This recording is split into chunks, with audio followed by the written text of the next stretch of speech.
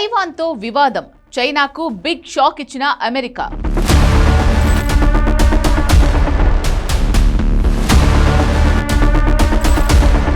Target China, ద్వీపదేశానికి 1,00,000 కోట్ల military package.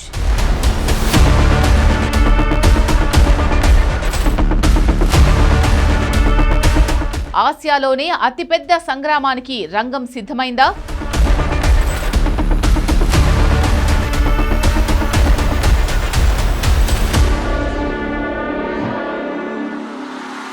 Taiwan ఆక్రమణ సన్నాహాల్లో ఉన్న వేళ డ్రాగన్ కంట్రీకి బిగ్ షాక్ ఇచ్చింది అమెరికా.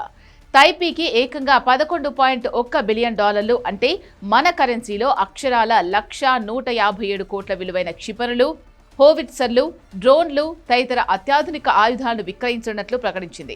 ఈ మేరకు నిర్ణయం తీసుకున్నట్లు ప్రకటించిన డొనాల్డ్ ట్రంప్ విదేశాంగ విధానానికి సంబంధించిన అంశాలను గానీ, చైనా, తైవాన్ల గురించి గానీ ప్రస్తావించలేదు.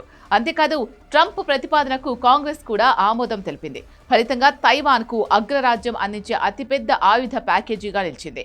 తైవాన్ రక్షణ శాఖతో కుదిరిన 8 ఒప్పందాల్లో 82 హై మొబిలిటీ ఆర్టిలరీ రాకెట్ వ్యవస్థలు, 420 army tactical missile systems, 60 self propelled howitzer వ్యవస్థలు, డ్రోన్లు, మిసైళ్లు సహా అత్యాధునిక ఆయుధ వ్యవస్థలు ఉన్నాయి. కట్ చేస్తే అమెరికా ప్రకటనపై చైనా తీవ్ర స్థాయిలో రియాక్ట్ అయింది.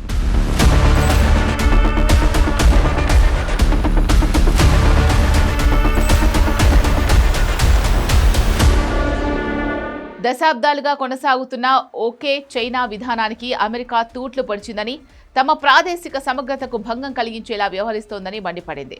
అమెరికా నిప్పుతో చెలగాట మారుతోందని హెచ్చరించింది. ఈ ఆయుధాల విక్రయం తైవాన్ జలసంధిలో శాంతిని దెబ్బతీస్తుందని, తైవాన్ను మందుపాత్రగా మారుస్తుందని చైనా విమర్శించింది. అంతేకాదు, తమ యుద్ధ విమానాలు, నౌకలను రంగంలోకి దించింది. తైవాన్ సమీపంలోకి 40 చైనా యుద్ధ విమానాలు, 8 యుద్ధ నౌకలు తిరుగుతున్నట్లు గుర్తించారు.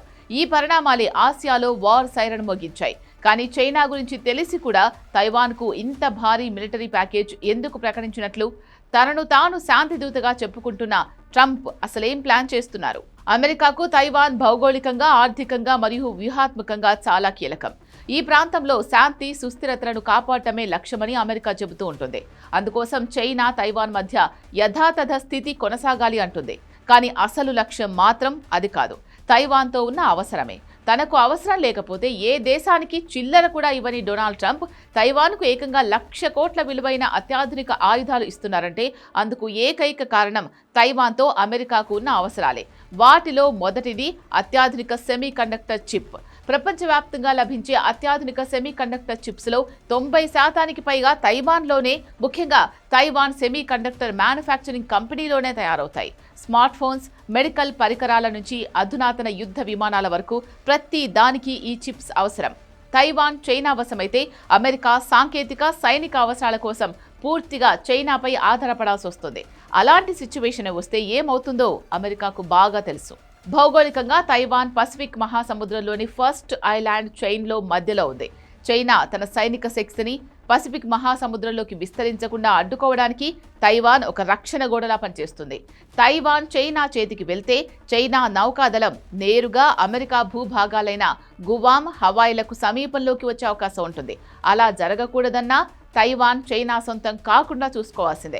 ఇక మరో కీలక అంశం అంతర్జాతీయ వాణిజ్య మార్గం. ప్రపంచ వాణిజ్యంలో సగం కంటే ఎక్కువ నౌకలు తైవాన్ జలసంధి గుండా ప్రయాణిస్తాయి. ఈ ప్రాంతంపై చైనాకు పూర్తి అధికారం లభిస్తే అమెరికా, దాని మిత్ర దేశాల వాణిజ్యాన్ని బీజింగ్ నియంత్రించే ప్రమాదం ఉంది. ఇది కాకుండా ప్రజాస్వామ్య దేశమైన తైవాన్ను రక్షించడంలో ఫెయిల్ అయితే అమెరికాపై మిత్ర దేశాలకు నమ్మకం పోతుంది. ఫలితంగా సూపర్ పవర్ హోదా గల్లంతవుతుంది. వీటన్నింటినీ దృష్టిలో పెట్టుకునే తైవాన్కు ఇంత భారీ మిలిటరీ ప్యాకేజ్ ప్రకటించింది అగ్రరాజ్యం. ఇప్పుడు చైనా ఎలా ముందుకెళ్లబోతోంది అన్నదే అసలు ప్రశ్న. చైనా ఒకవేళ తైవాన్ ఆక్రమణకు దిగితే మాత్రం యుద్ధ ప్రభావం ఆసియాతో పాటు ప్రపంచం మొత్తాన్ని అతలాకుతలం చేయడం ఖాయం.